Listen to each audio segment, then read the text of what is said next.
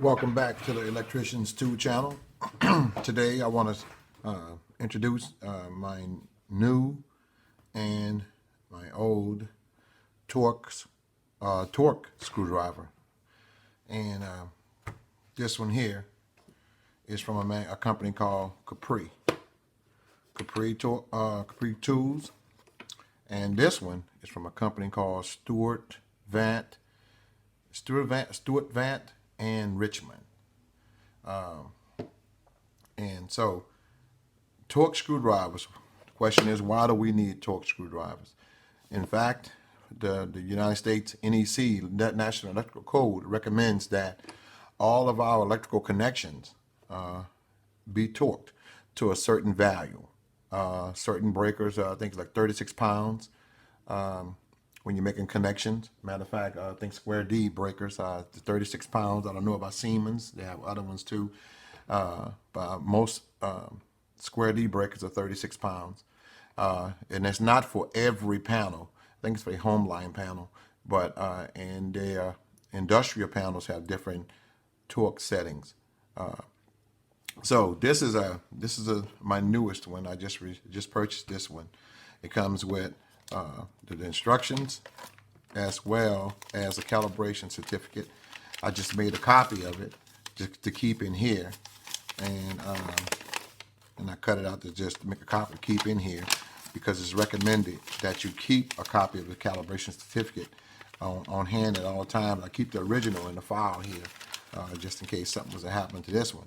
When you're doing an installation and the inspector has to come out and evaluate your work, they often ask, some do, some don't, but they often ask, how did you tighten your screwdrivers? Are your connections up? And for a long time, and including myself, I used to do it without a torque screwdriver. I used to just give me a regular Phillip or a square head screwdriver, and I tighten it up. But you could be doing more harm than good with that. Now, yes, we do have you have a tight connection, but at the same time, you could be crushing the strands of copper. You may not be tight enough, so we have to abide by the recommendations of the company that manufactured that breaker or that electrical panel or the connections, so the connections to be just right. Over torquing could lead to overheating. Not enough torquing could lead to overheating also, and it could be very dangerous for the people who will be occupying that house, their residence, after you leave. So you want to do the right thing. We're professionals. We're professionals, and we want to do the right thing, and so everything will go well. Now these screwdrivers, they're not cheap. This one could cost you a bit of $200 and more. I paid almost $200 for this one, and this one will cost you over $200. Ideal have one looks exactly like this. In fact, I know this company makes them, and Ideal bought it, and now they have their name on it, and that's something what a lot of companies doing nowadays. They're already established companies, so they could just buy a tool from anybody, any manufacturer that make tools, and just put their name on it. Okay, so what Ideal Industries have one look just like this, and their screwdriver can run you every bit over $250, $300. I've seen them for over $300 because this is a needed tool in the electrical field when you're doing installations or any kind, even down to tightening a bicycle bolt. If you have a nut driver attachment on here, it has a torque setting, and you must use that. Use a torque if you want to do it just right. Sometimes, I'm sure one of you guys have broken a bolt off before by over tightening. You think that the more I tighten it, the less possibility of it even coming. There's the less chance of it coming loose. I've done that before, broken bolts off before because of that. But everything have a torque setting on it. It could be a receptacle. It could be a female plug that you're putting on an extension cord. It tells you about a torque setting. Now, this I haven't had a chance just yet to read all the directions on this Capri one yet. It made kind of different as far as the settings. I know you push down and turn, but they also have a dial here which you can use this to make your adjustment and put it on the right calibration that you want it on, torque setting that you want it on. This comes with, let me see that.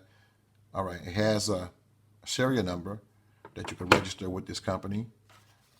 They have a handle in the back if you're using it like this, and you want to, get leverage to make a torque, the torque. And they have several bits right here. Bits that if you need whatever, a square, torques.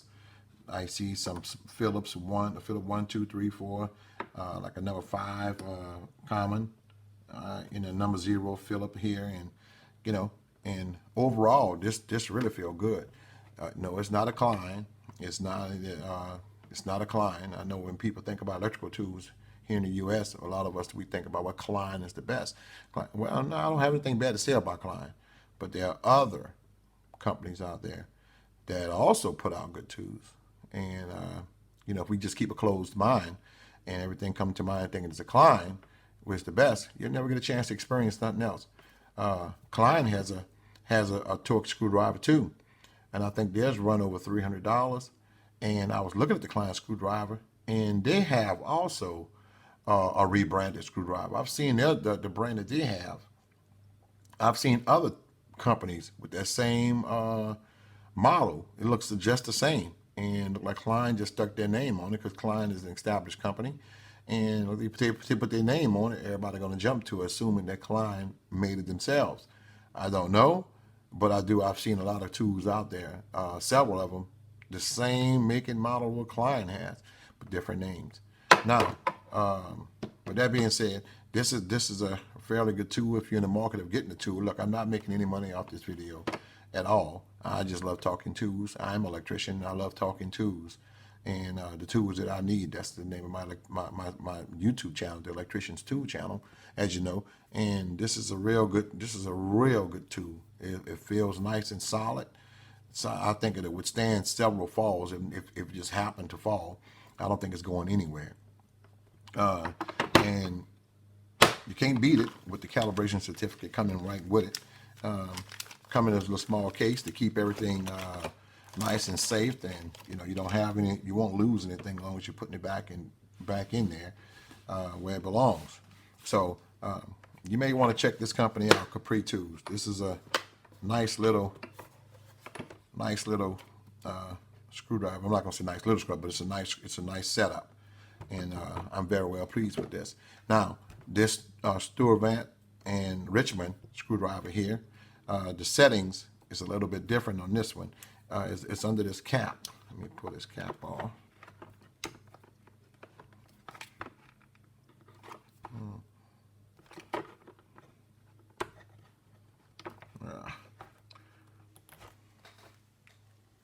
Yeah, it's a monster to get to. It's coming though, but it's not a bad thing that it's hard to get off, because you don't want no dust or dirt to be getting in there, so it's falling off at any time. The adjustments here, right here, is a little bit different. This isn't a screw that. But anyway, you take the screw out like that. You flap this thing up like this little tab up, and you make it. If you can see these lines right here, you make the adjustments, whatever it may be, here. So let's just do this. We'll make an adjustment.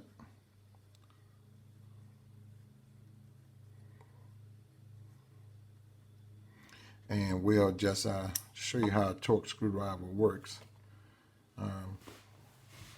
And this is the one I put together for this one. I don't have the case anymore. This does come in the case, but I don't have the case. Okay, so let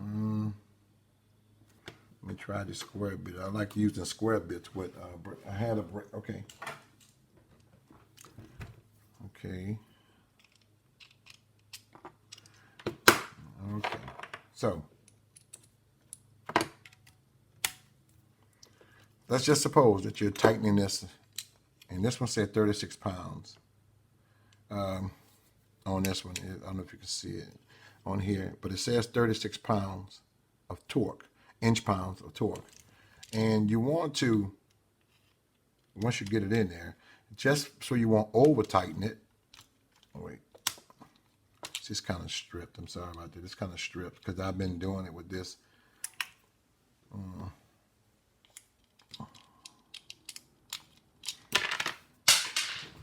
me try something here. It's not, it had kind of rounded itself off for me using it like that. Let me try this. Just flat in here. It's bad. It's bad. Anyway, that's how you're making adjustments. I can't really get it with this. And plus you have to,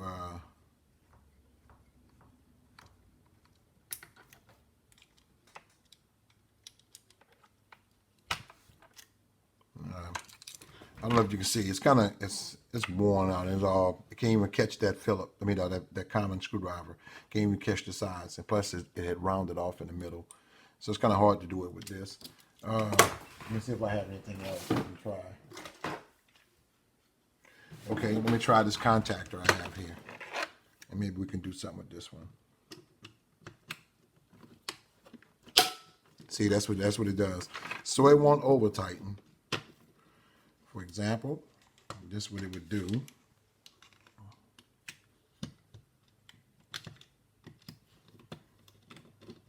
This is what a torque screwdriver does. Let me make a connection here.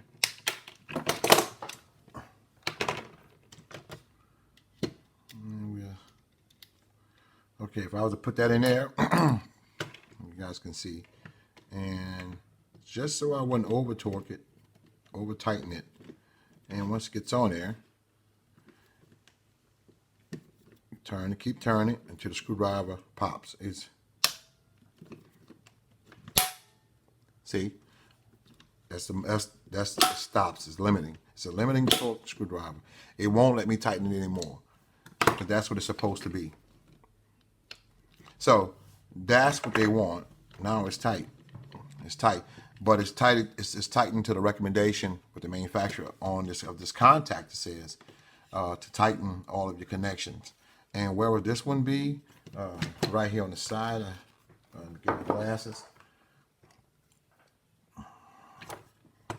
Let me see.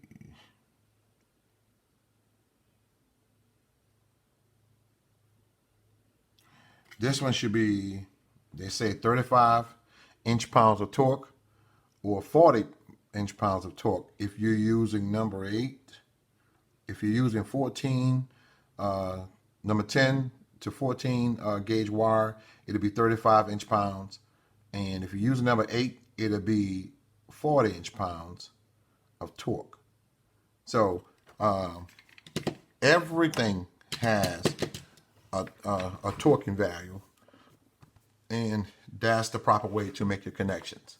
But you guys have to, if you don't have a torque screwdriver, you may have to consider getting one, because that's where we are now, and it's a big safety thing, a big safety issue. And in fact, I think they're right to start enforcing that. It'll save a lot of electrical fires down the line. So, like I said, they're not cheap, and but they are recommended, and it has to come with a calibration certificate, and because the inspector going to ask for that. And get you a name brand one. Get one that's from that goes from 10 to 50 pounds, inch-pounds. And that's all you need. Get you a nice reputable name brand one. I have an insulated one too that's coming. I ordered that, and that cost me about, I think I paid a